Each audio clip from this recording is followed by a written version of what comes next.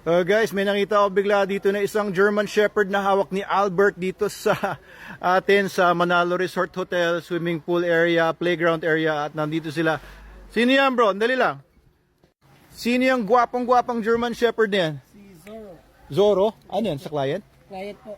Oo. Ano po sa atin, pinapa-refresh po. Pinapa-refresh, nag-training na dito. Yes po. Mabait ba? Mabait naman po siya. Pero protection? Ano Training? po, advanced obedience po. Advanced obedience. Ayan, ilang taon na to si Zoro? Ang gwapo. Parang sa, yung na rin natin ito eh. 2 years old. Pure ba na German Shepherd? Alaska na po ito. Alaskan Malamute? Yes po. Sabi, ang Na- ano po nang nagsigaling pa ito may ibang bansa. Ang Na crossed with German Shepherd? siguro. Hindi ko po ano ito eh. Oh, kasi kung pure Alaskan Malamute, ngayon lang ako nakakita ng ganyang kulay na Alaskan Malamute. Ayan, sige. Pogi, oh. So, hindi siya German Shepherd? Hindi po ano, Alaska malamit po sabi po nang. Malamute. So, mabait ito. Usually naman mga Alaskan Malamute ay malambing. Hey, Zoro. Hey, Zoro. Come here. Ang pogi. Ang laki. Ang laki aso, ang pogi-pogi. Oh. Nakakatawa. Oh. Nakaupo lang ako doon kanina. Nag-edit ako ng videos. Tapos, eto, nakita ko si Zoro. Kararating lang. Bali nung ano pa ito, Dok. Bali nag-ano na rin sa atin ng board and lodging po. Nag-board and lodging. Ilang araw na siya dito? Bali months na rin po yung ano niya po, Dok. Months. Yes po. Months na siya nandito? Yes po, 3 months or ano po. 3 months, nag-board and lodging. Ayan, pansin ko, ang ganda nung overlooking natin doon, viewing deck natin dito sa Manalo Resort Hotel. Pasyal na kayo dito, guys. Cafe, Sangyup. Ayan, oo, segue lang. Baka pwede naman magpa-demo kung anong alam na ni Zoro. Sige po. Mabait naman yan, no? Opo. Ano, na-off-leash mo? Bali ngayon po, Dok, hindi ko pa po siya ma-publish dito kasi sabi po ng owner niya, ano daw po dito sa lugar.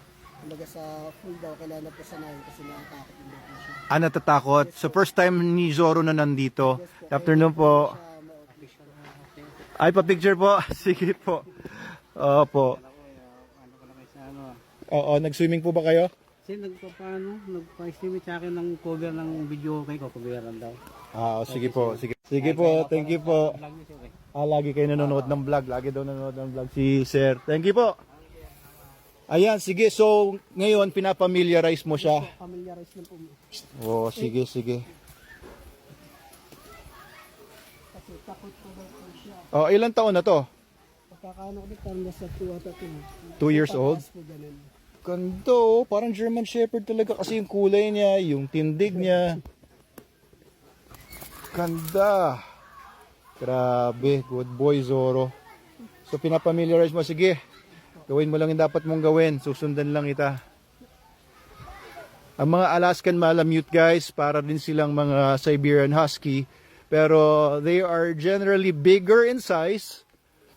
Sila rin ay pareho din yung function nila with the Huskies. Nanghihila rin ng mga sleds sa malalamig na mga lugar, sa Russia at sa Alaska. Kaya Alaskan Malamute. Ayan, oh. Hello po, mabait to, okay lang to, mabait. Pogi, oh. So nandito tayo sa swimming pool area natin sa resort. Ayan, may mga nagsiswimming. So pinapamiliarize lang ni Albert, isa sa ating mga trainers sa Manalo K9. Ang graduate na natin to, alumni na ito. Alumni na itong si Zoro. So ganito naman po, guys, no, kapag nagpa-train kayo dito sa amin ng aso, pag nagpa-train kayo ng aso sa amin, tapos matagal na nakalimot yung aso, pwede nyo pong ipa-refresh sa amin yung training for free. Free yung refresher ng training. Pero kung patatagalin nyo dito, kagaya nitong si Zoro, nag-refresh daw, pero nag-board and lodging din ng 3 months. So pagka small dogs, 500 a day yon. Pag big dogs, 1,000 a day. Kasama na doon yung food, boarding, pag-aalaga, and yung training every day. Kasama na po yun. Ayan, dami nating mga buto ng mga duhat dito. Mababait yan, mabait. Oo, si Zoro yan, Zoro. Hindi kayo sasakmalin yan, napakabait niyan. Pwede nyo kang yakapin yan eh, Alaskan Malamute yan. Ayan. Oo. Socialize naman siya kahit sa mga bata. Bale, dun din po siya sasanahin po, Dok. Kasi parang yun po yung concern po ni client nung unang training po nila. Oo. Sasanahin po sa lahat, lalo na po sa aso, pusa. Kasi Oh, kasama na po hindi sa training po natin. sige. Ayun, ganito.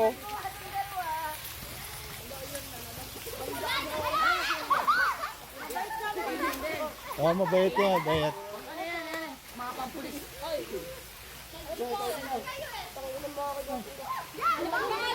Zoro po. Zoro. Zorro.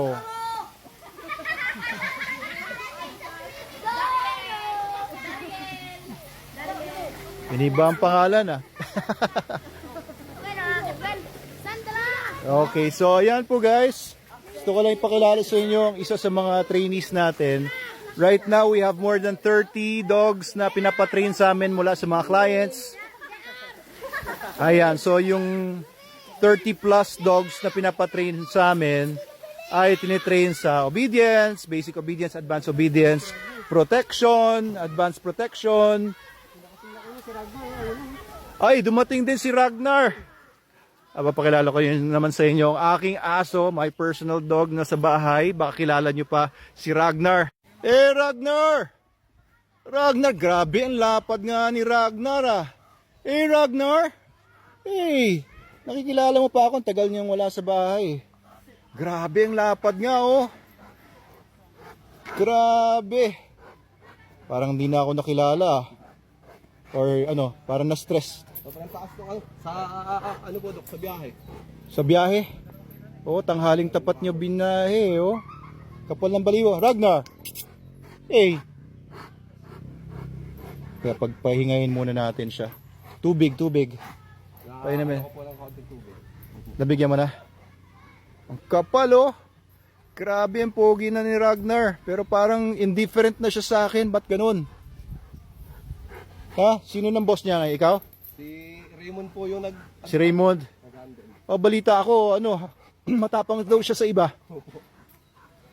Grabe ang lapad oh. Halos kasing laki na niya yung alabay nating si, ano sino pa to? Si Rigor. Eh, Ragnar. Ayun, nanliit si boss, si Zoro, nanliit. Nangaaway ba ng ibang aso yan si Ragnar? Parang hindi, wala pa naman pong ano. Walang info. Baka mag-away, parehong lalaki. Oh, pero mukhang okay, chill lang naman si Zoro. Sobrang bigat ng kagat eh. Sobrang bigat ng kagat nito. Pinoprotection nga pala nila to si Ragnar. Kaya yung civil niya Dok, ayun. Tumaas na tumaas. Tumaas yung civil drive niya. Tumaas yung yung aggression. Dahil tinitraining nila to sa protection. And ang balita ko, pagka yung decoy ay kinagat na ni Ragnar, pagod na yung decoy, hindi na makapagtrabaho. Ganun ba? Tama ba? Isang kagatan lang, wala na? Pagod na. And lucky nito eh. Kasi ito si Ragnar guys, ang tatay nito si Bukol, Belgian Malinois, anak yun ni Logan.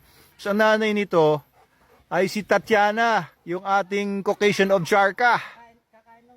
Caucasian of Charka, ayan ang ating head trainer, si Sir Bogs. Ayun. May hawak dito kay Ragnar ay si Faisal. Lucky talaga oh. Ayan na guys, update kay Ragnar. Dito na siya ngayon sa Manalo Resort Hotel. Pero ang haba ng dila bro, baka ma-heat stroke. Lagay mo muna sa malamig na lugar muna. Grabe oh. Diba? Pogi na oh. Yung kanyang anak, nasa bahay. Sino pala pangalan? Dami kong aso eh. Si Lagerta. Nasa bahay. Nandito din yung iba niyang anak. Nandito rin sila, anong pangalan ng Otred, at saka yung kapatid ni Lagerta dati. Oh, kapatid pa rin naman niya ngayon. Ayun lang guys, so palipat na dito almost completely yung Manalo K9. Dito na tayo sa Manalo Resort Hotel sa Sitio Tutulo, Binangonan, Rizal. Dito na po, the home of Manalo K9. Dr. Abel Manalo po ito. Cute ni Sir Justin, nagsiswing.